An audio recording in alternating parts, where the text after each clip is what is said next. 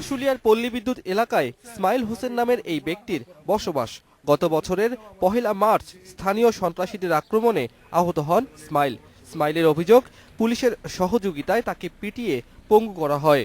পরে মামলা হয় আশুলিয়া থানায়। এই মামলার তদন্ত কর্মকর্তা ছিলেন আশুলিয়া থানার এসআই মনিরুজ্জামান। মামলা তদন্ত করতে গিয়ে পুলিশ কর্মকর্তা মনিরুজ্জামান তার স্ত্রীর নামে জমি দখল করে নেন। তো এই বাড়িতে ভাড়া দেন কাকে? মনির দারোগারে উনি কি এসআই কোন থানা?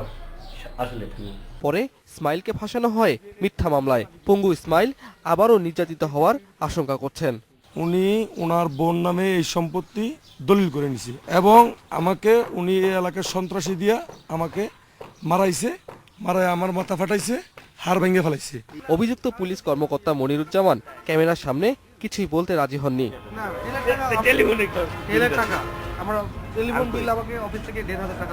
মনিরুজ্জামানের দাবি, স্ত্রীর গহনা বিক্রি করে প্রায় অর্ধ কোটি টাকা মূল্যের এই জমিটি কিনেছেন।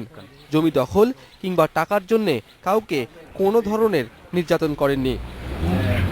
আশুলিয়া এলাকায় পুলিশের সেবার চেয়ে নগদ অর্থ আদায়, কখনো বা শারীরিক নির্যাতনের শিকার, উপঢৌকন হিসেবে জমির উপহার নেওয়া কিংবা কখনো বা জোর করে জমি দখল হরহামেশাই এখানে ঘটে থাকে।